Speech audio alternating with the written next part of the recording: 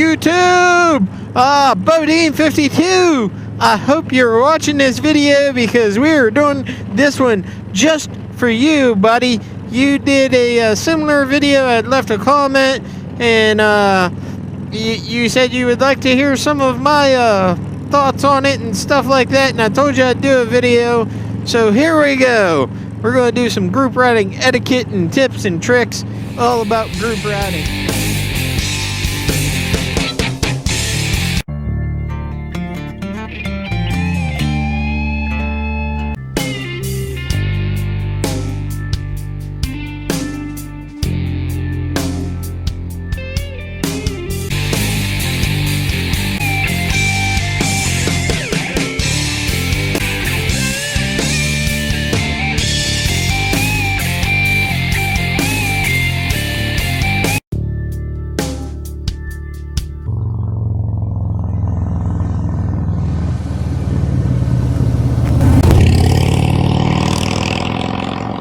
Okay, number one thing that people who are new to group riding need to know is if you are new to group riding and you don't have a lot of experience group riding, you need to be towards the front of the pack, okay?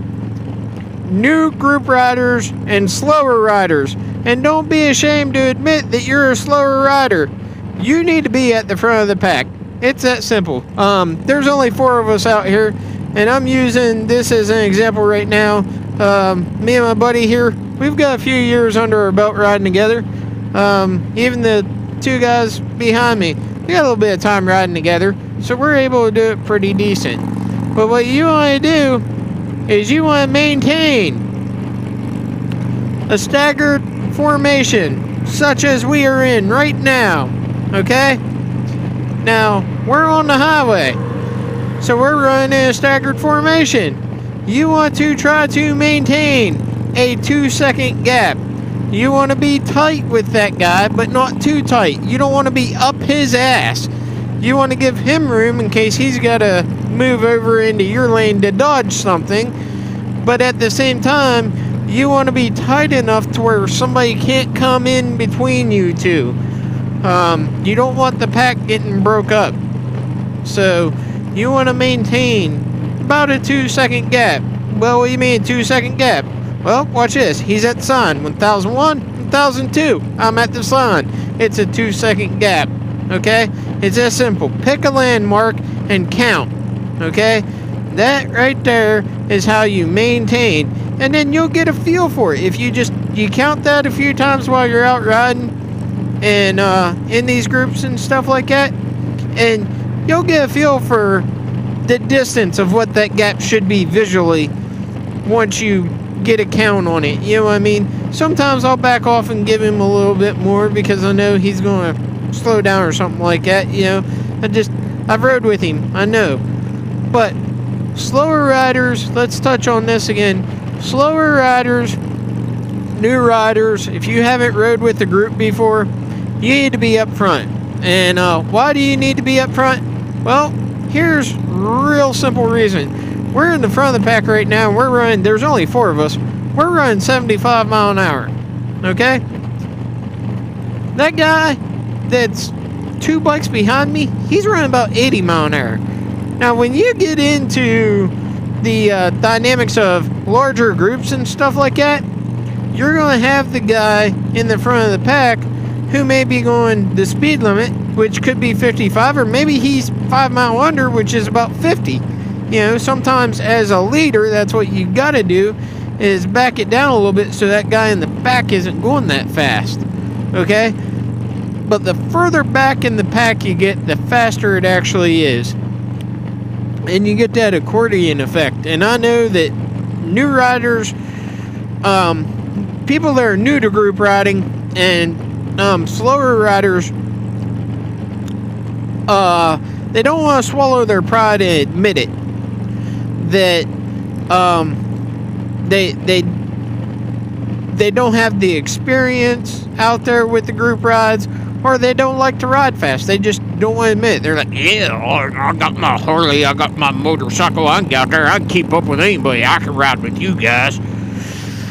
In reality, no. A lot of people that show up on some of the rides that we do, they don't have any business at all being on a motorcycle, in my opinion. However, sometimes you have to cater to those people because you have to make them feel welcome, because we live in a world, in a society, to where you're not allowed to hurt anybody's feelings, and we have to hand out participation trophies to everybody. So, welcome to the new age. But anyway, comedy hour. Alright, we're going to pull in here and take a break. We'll continue the video when we get back on the road. Maybe I'll try to change my position. We're back. Head stop for the old folks to take a bathroom break. Okay, so let's get back into this group riding deal, okay? So now we are off the highway. We're on a 2-lane road.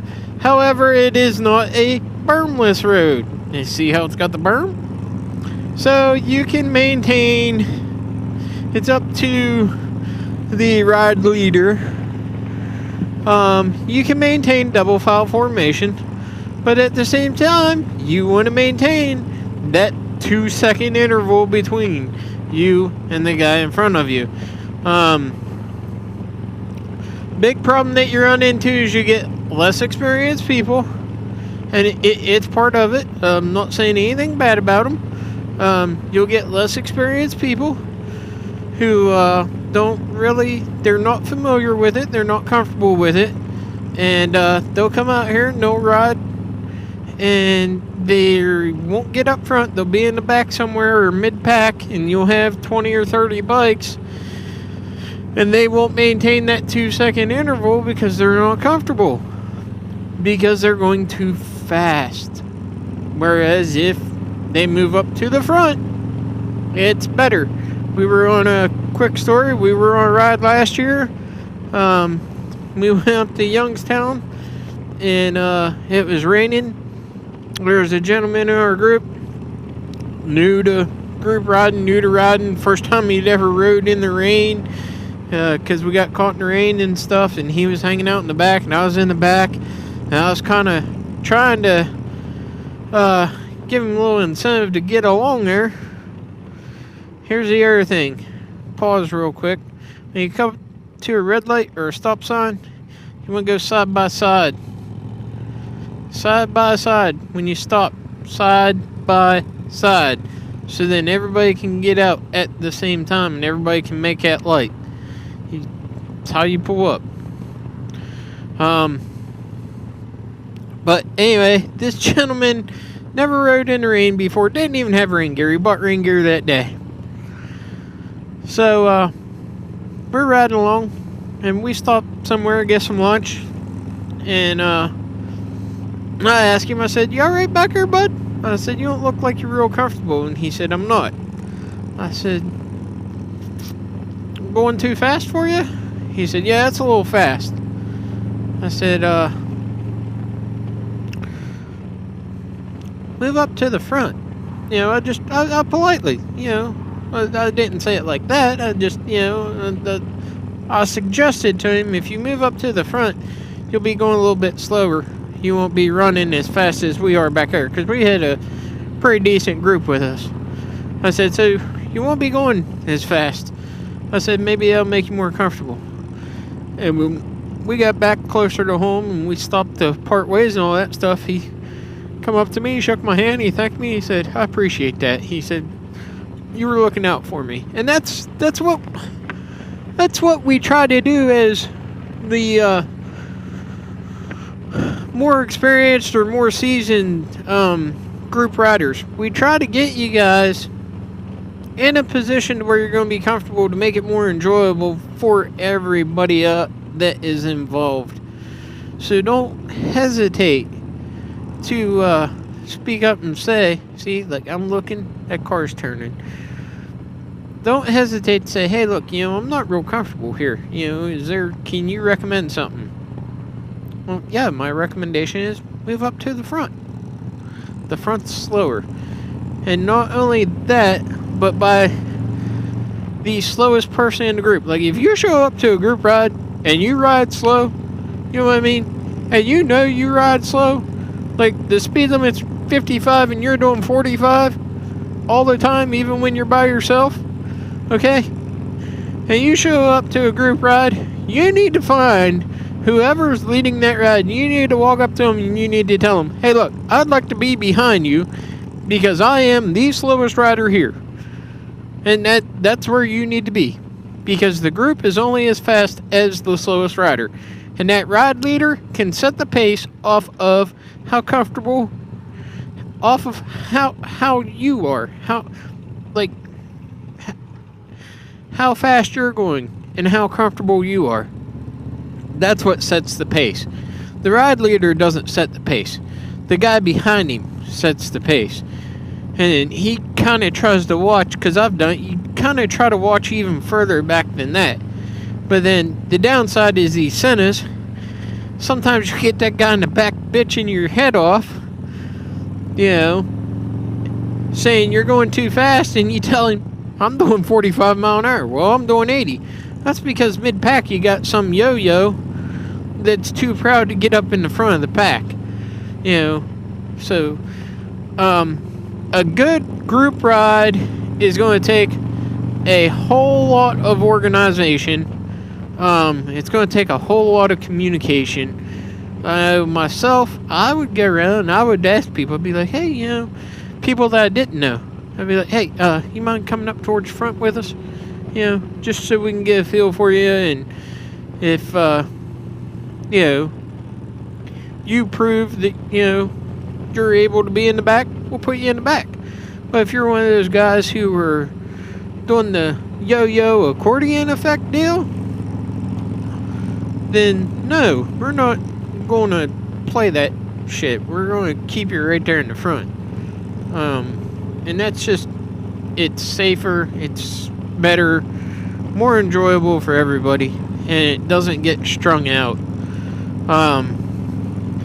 Couple other issues that I've seen out on group rides is, like I was trying to show you guys back there at that red light.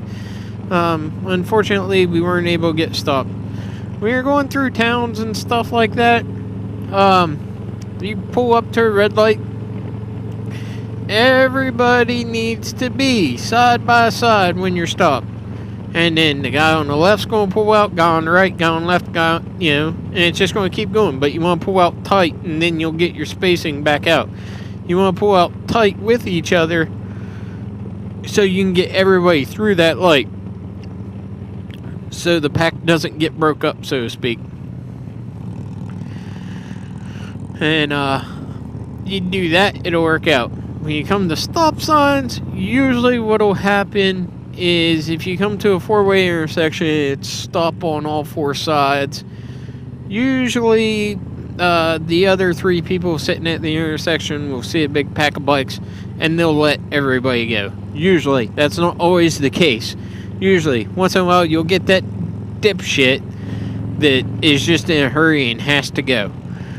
But most of the time they'll be like, hey, look, you know, who knows what these guys are out here doing? They could be out here riding for a charity or something like that. You're going to go ahead and let them go and get on about their business. You know, most people are courteous about that. So keep that in mind. But also keep in the back of your mind that there are a few out there who aren't. You know, be mindful and safety. You know, you're responsible for your safety while you're out here. The most dangerous thing about riding a motorcycle is the nut that's holding the seat to the handlebars. So that would be the rider.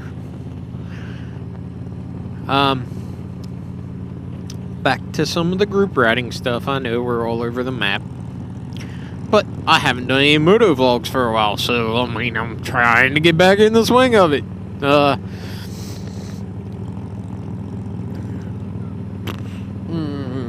Thinking. Yeah, smoke's coming out my ears because I'm thinking.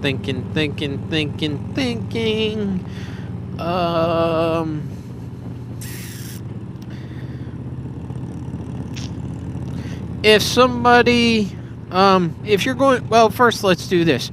If you're going to break off from the pack through the ride somewhere along the day, you need to, number one, let the ride leader know what your plan is, and then you need to, at the same time, let a couple of bikes ahead of you, like let the first 2 or 3 guys ahead of you, and 2 or 3 guys, if they are behind you, let them know. You need to make 4 or 5 people aware, as many people as possible actually, but at least make 4 or 5 people aware. If you're on a decent sized group ride, just make them aware, hey, on the way back I'm gonna break off here, don't worry about me, I'll be alright. So then they don't think, well, we lost Joe Schmo, where'd he go? And then they're stopping, calling, but you're not answering your phone because you're out riding, and then they go out hunting for you and they can't find you, and they turn around and lost their day of riding because they were looking for you because you didn't have the courtesy to say, hey, look, I'm going to break off here. And that leads me right into the next topic here. When somebody does break off and you are riding in double formation, some things, it's different groups do it differently. What a lot of us, in the way that we do it, believe is the safest way to do it is, John's up there now, he's leading, but let's say there was somebody else leading. Say there was 2 bikes in front of him. So you've got a bike here in front of him and you've got a bike here in front of him. So the bike here, which would be the number 2 bike, he communicated and let everybody know, hey, I'm going to drop off. He drops off. Well, when he drops off, instead of my buddy John moving over and taking his place to maintain formation, and then me moving over and the people behind me moving over, and you're just crisscrossing like this throughout the whole pack, what happens is this whole line on this right side, if somebody in the right lane drops off, the whole right lane moves up and fills that gap. Okay? There's a bunch of charity rides and stuff like that. They're going to be starting up and people drop off all the time. You get bikes that break down. No, you're not supposed to leave people behind and stuff like that, but usually on charity rides, they've got people designated. So the whole pack, because you get 300 or 400 bikes, you don't want to have them pull over because one guy didn't have his shit together. So usually they'll have people designated for if something happens, something minor, as long as it's not something catastrophic and somebody wrecks their motorcycle. But generally they'll have somebody stay back with that guy so he's not left behind. So don't start bitching, oh, you leave people behind. No. Shut the fuck up. Know what you're talking about.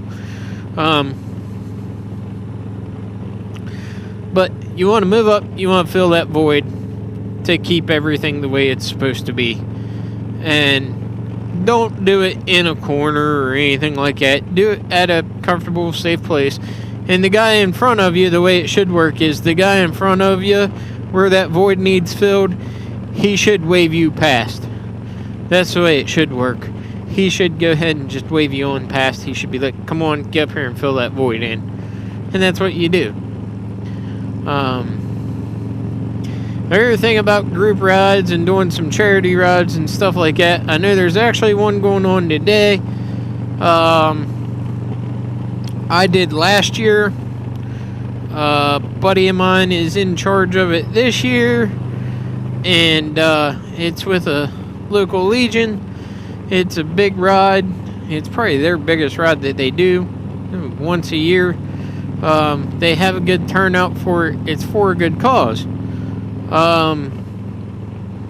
He changed some things up. Usually what they do is they go from Legion to Legion and VFW to VFW. They sit, they drink, then they get on their bikes and ride and stuff like that. I don't care to do that. I bought my motorcycle to ride it, number 1. Number 2, alcohol and motorcycles do not mix. Okay? They don't. It takes enough as is to be out here riding a motorcycle, let alone to be impaired and all screwed up on alcohol riding a motorcycle. You don't need to be doing it. Okay? So if you're one of those people who want to show up to group rides because you think they're going to go out drinking and stuff like that, and you want to ride in a group drinking and stuff like that, take your bike, park it in your garage, and keep your ass at the house. There's no room for that out here. There's just not. But, he was telling me some stuff about that ride, and he was saying, you know, that they were going to do 120 mile loop, something like that, with a couple of stops, one at a park and one at a gas station or something like that. As many bikes that show up to that, I don't want to go on a 120 mile loop. You know, I don't. They do it for a good cause and stuff like that. I understand that, but I don't want to be involved in it. Plus, not only that, but you get guys that get there early, and places like at them Legions and stuff like that, they can serve alcohol early because it's a members only deal. You know what I mean? So people go in there, you know, 8, 9, 10 o'clock in the morning, and they can start drinking. So if you're out there and you're doing charity rides and stuff like that, you don't like to partake in that stuff, be cautious of it. Tip that I'll give you is to show up, donate your money, go ride your motorcycle. Come back at the end of the day whenever they're supposed to be back and enjoy the festivities with everybody else. You know, you can do it that way. That works. Nothing wrong with that. You know, you're still supporting them. You're just not putting yourself in a situation. So, there's that.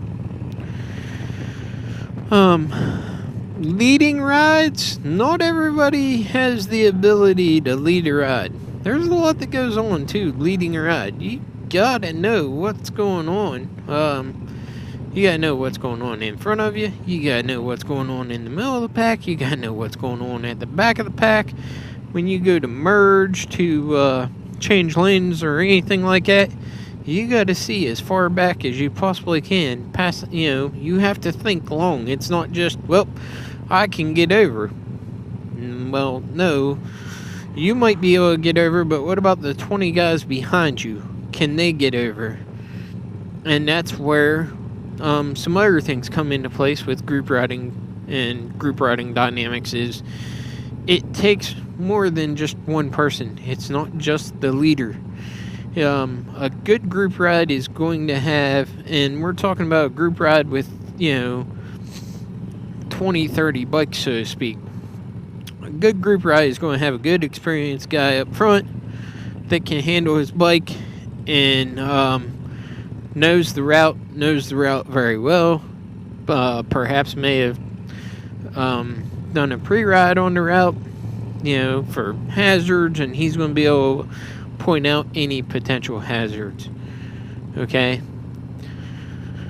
So, he knows where they are, and he's going to point them out to everybody, and it should go down the line. And you're also going to have a couple other guys who are basically his assistants, who are in the middle of the pack, to where if something does happen and it gets broke up, they can go ahead and get everybody back together because they know the route as well, usually. And then you're also going to have a person in the back who is what they call the tail gunner.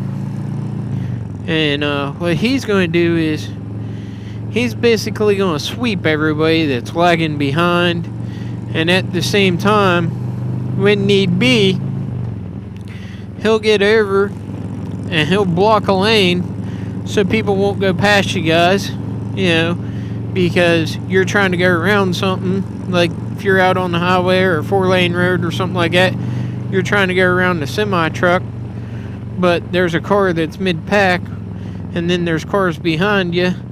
Well, what he'll do is he'll generally get over out in that left lane, and he'll go ahead and he'll just block that. And that's kind of a signal to let everybody else know, hey, look, we're going to be getting over here.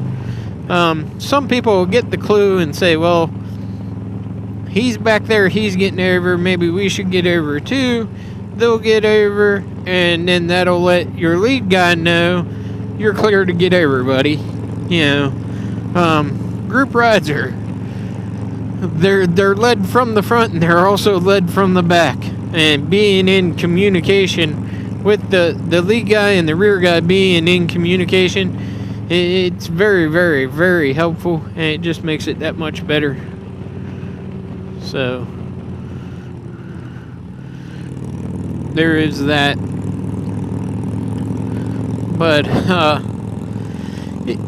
just if you're new to group riding, you're leery about group riding, I hope this video helps you out. And like I said, don't be scared to go out there and go on a group ride and